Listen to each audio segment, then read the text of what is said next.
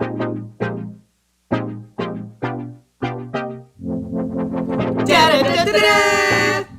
the checkpoint!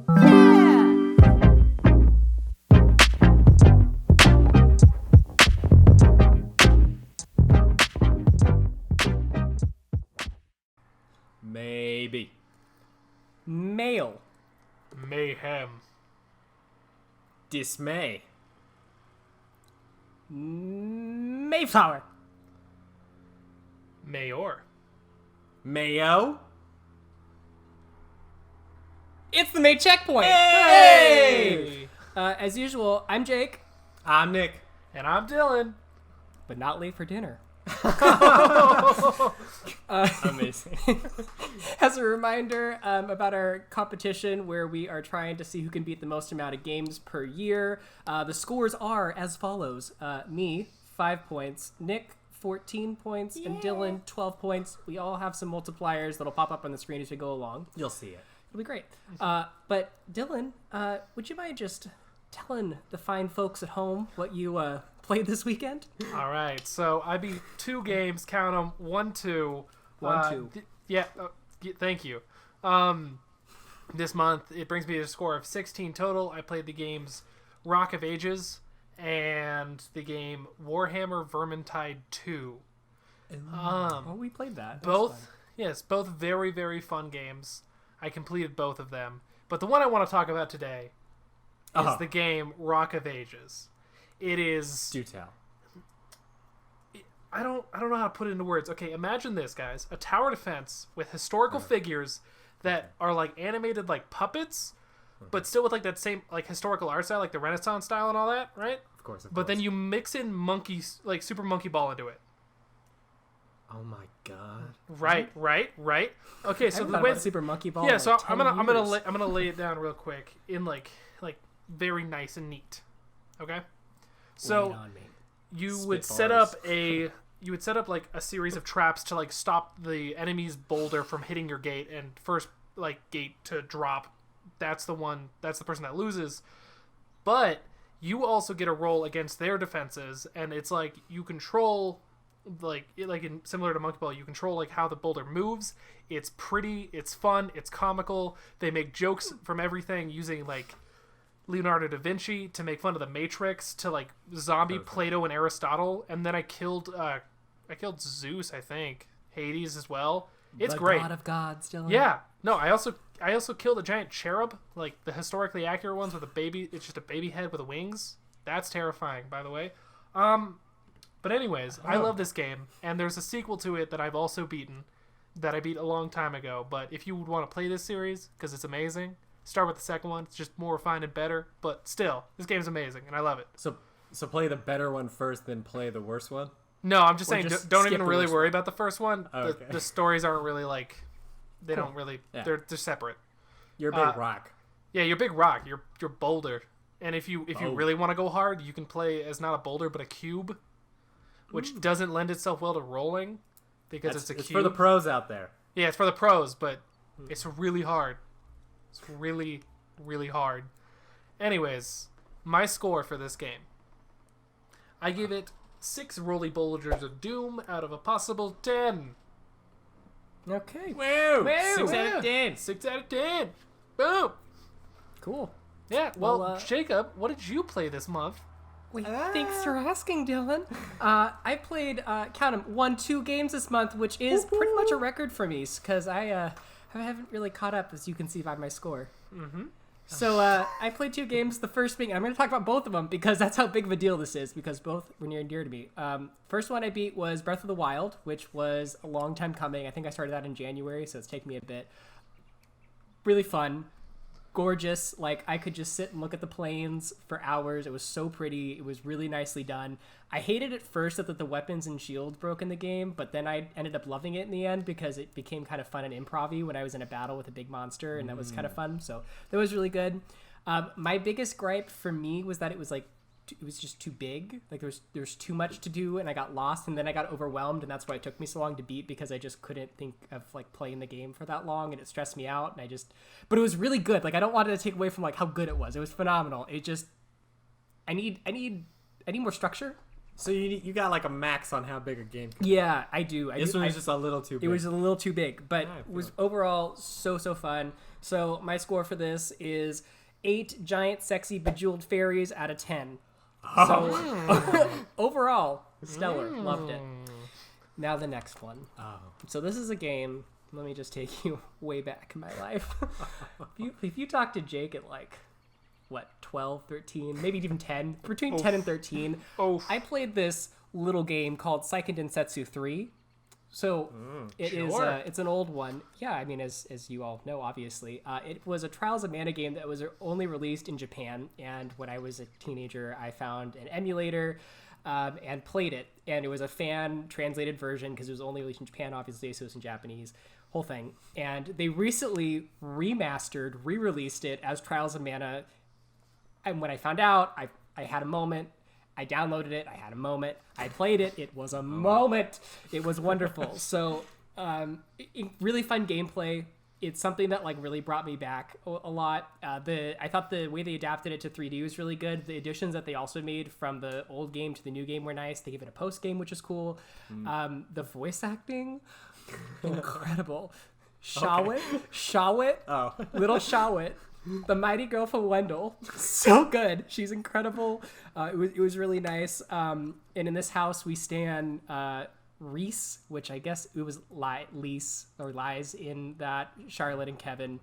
It was just literally everything. It was so fun for me to play and relive. So I'm giving this game 9.5 incredible booskaboos, not Vuskovs, out of 10. It hit every single note that I wanted it to and more. It delivered. It came through. Download it. Tell your friends about it. Live it. Yeah. All right. Well, That's epic. off to you, Nick. What you got? I beat 3 games this month. I beat them all actually in the very beginning of the month. So for the majority of this month, I've been slacking, but I got them all done like right in the beginning. First was Hellblade: Senua's Sacrifice. I briefly said a little thing on Twitter. I don't even remember what score I put up on that, but it is a must play. The atmosphere is insane.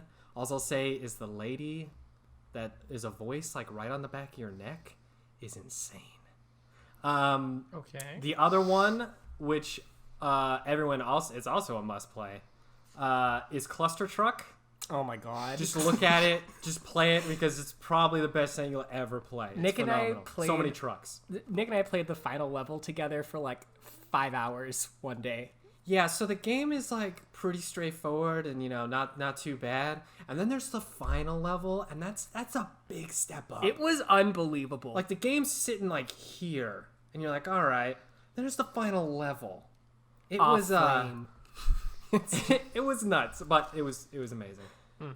An amazing podcast game too. Yeah. Love them. Gotta have one. The final game, the one I'm going to talk about more in detail, is actually one that like it's not a must play, but it was pretty good, and that's Spider-Man for the PS4. So my overall feeling with the Spider-Man game is the same feeling I have with most Marvel movies. Like, that was fun. That was nice. It was a good time. The gameplay, a modifier, the gameplay with Spider-Man specifically, because there's other gameplay and I don't like it. But the gameplay with Spider-Man was actually better than I thought. Swinging through the Big Apple, it's great.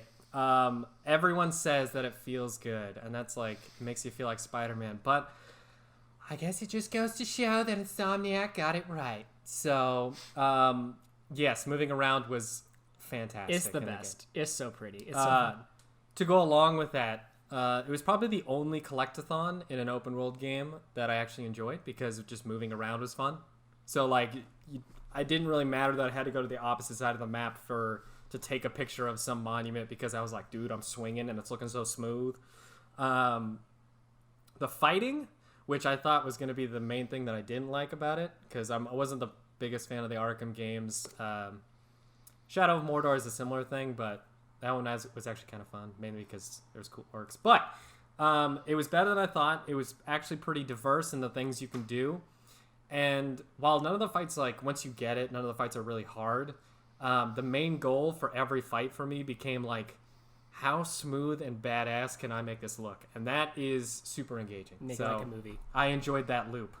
I was initially trying to get the platinum for it, and so I burnt out towards the end with doing all the collectibles and all the little challenges. So it soured a little bit, but I went and did the main story. It was good. It's a superhero story, so it doesn't really matter. You can't really talk about the story as, like a bit like the hero wins. Like, what are you gonna? Yeah.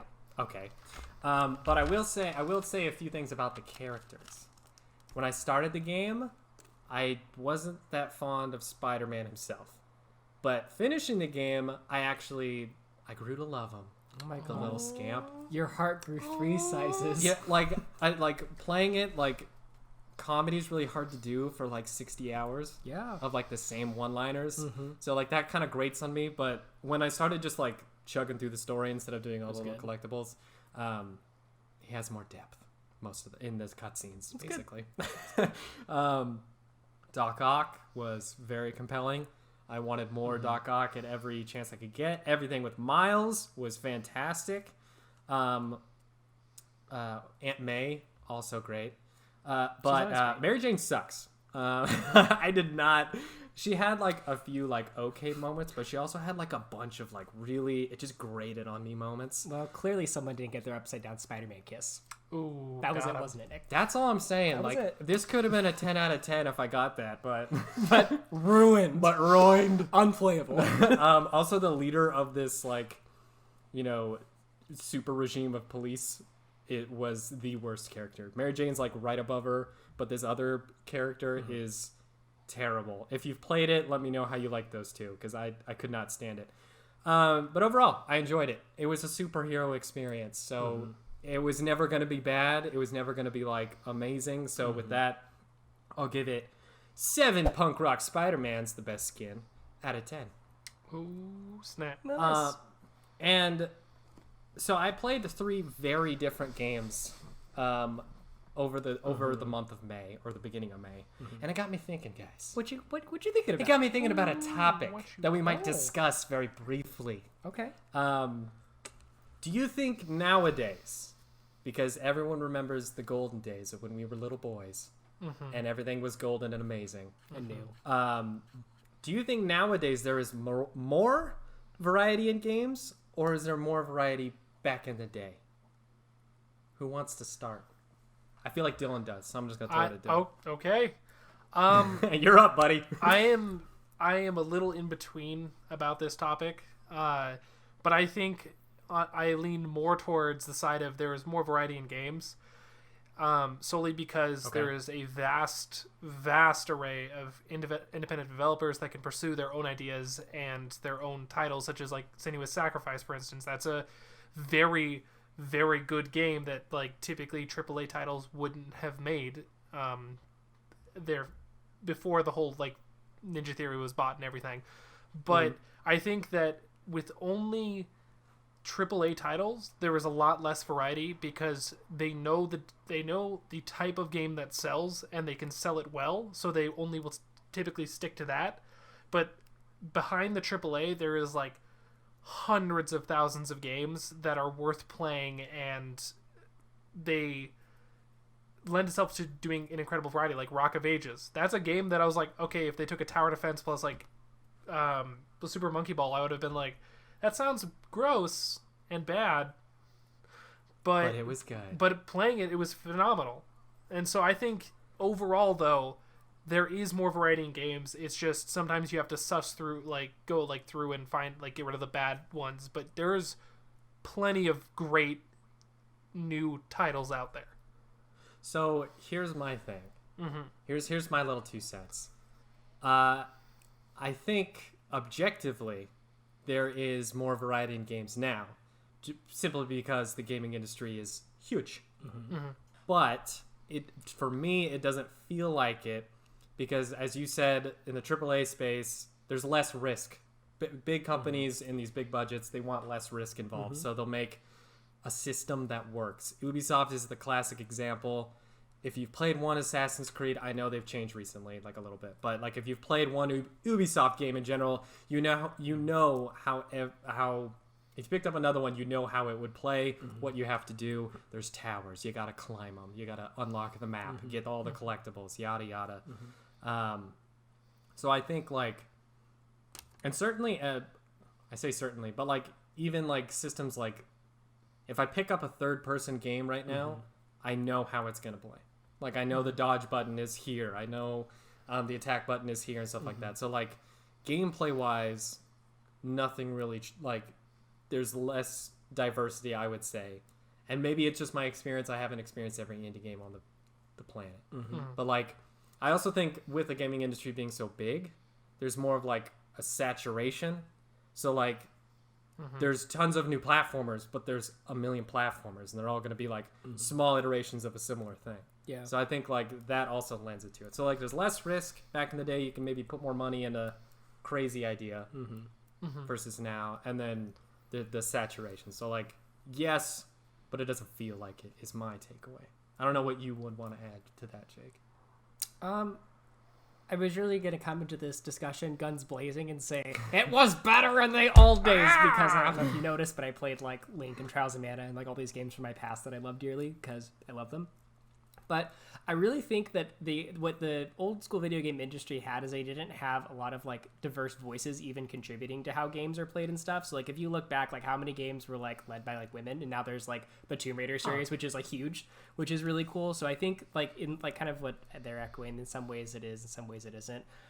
Personally, I like the older games better, and I think that they were more interesting and diverse, but that's probably also like my nostalgic bias coming in because it's like the first time I've experienced that kind of gameplay, and then the template was set, and all that. So. Also, I would say that, like, as kids, we played a lot of bad games. Oh, yeah. So, like... Yes, we did. Like, what game... I think we found... Because we were trying to, like, sell some of our used games, like, recently. There was, like, a Vin Diesel game. Hey, man. Vin Diesel's Wheelman is phenomenal. There we go. It's incredible. Like, we had these, like games that we wouldn't go, like, if we were going to purchase a game now, we'd be like, let's not get that. That's not going to be that sure. So, like, maybe, like, as kids, we were just it felt like there was more out there because we would buy the bad games. Ones. Sure. Bad ones. And then, like the Transformers game, I think. I also want to go into that the same argument. Yeah, no, the Transformers game is awful, Nick. We already went over that in the past checkpoint. All right, I'm just saying. But I want to go more into that because I think that yes, there is like you know exactly how things are played, but there's also a standard to which every game is now forced to like market itself, where you have to come out with a cinematic trailer, you have to come out with a gameplay trailer, you have to come out with this. So back in the day, we'd be like, oh, there's a new Pokemon coming out, sure, let's buy it, whatever, right? I was like, oh, there's a new Transformers game. I had no idea how it would play because they didn't release trailers and all that as much. Or they didn't market so heavily and being like, okay, this is exactly what this game is. Because I think that's also another reason is like the marketing is just like, this is what you're getting if you buy our game. So you would say that like because of higher expectations, brings a fear. Are you like implying that like there's less variety now, or feels like it because there's higher expectations from the consumer? I'm not saying that. I'm saying that the expectations of the consumer have led to marketing as they give you like normally like when we were kids, I remember buying a ton of different games based upon like, oh, I like Transformers, sure, buying that. Had no idea what anything was about it, but now since like how big the video game industry has become, I feel that like you have to upfront as a developer just say this is exactly what our game is and just put it out there. And I know there's some exceptions like Hideo Kojima's like what's the name of that game? What's the new one? Death Stranding. Yeah, Death Stranding. Like you had no idea what you were going to get based upon those cinematic trailers. But for the majority of games that I see nowadays, the companies are like, this is exactly what our game is. This is exactly the gameplay. This is everything you need to know up front. And there's less mystery involved in buying a game. Okay. That's what I'm trying to say. I think I get what you're saying. Like, we're way more informed going into the purchase that nothing is, like, surprising. Yeah. Or there doesn't have that, like, wow factor that back in the kids' day. Sure. I get that point. But that doesn't relate to, like, diversity in gaming either, though. like the wow factor and be like mysterious and stuff, just because like it wasn't as advertised. I think it's quite it like relevant. I think it would hit like near to like what I was saying I was feeling. I was like, it doesn't feel like there's variety, but that might also be because like I absorb every trailer that comes out. So by the time I go to play it, I already know what's everything gonna about happen. it. Got it. So I think maybe he was speaking to that. Got it. Yeah, Okay, that's what I was fine. speaking to. Well, the one thing I think we can all agree on is that SSX3 is a perfect game. It And we'll is. never get any better than that. It's the Nothing pinnacle better. of everything. Peak. It's the peak. All games are judged by how good SSX3 was. I Exactly. think it's pretty right. Exactly. We go on a 1 to SSX3 level. That's how we grade all of our games. Exactly. But what we like to do is hear from you, Yeah. the viewers. What do you think? Is there more variety in Nostalgia Land or in the here and now? Leave your thoughts in the comments or tweet at us or interact with us. Yeah, Interact with Just us. talk to us. Please, we're alone. All right. Well, I think that's our main checkpoint. We've been talking, you've been listening, we've been gaming. We've been Sofabits. We've been Sofabits. That's the one. Yeah, we've been Outro. Sofabits. You've been listening.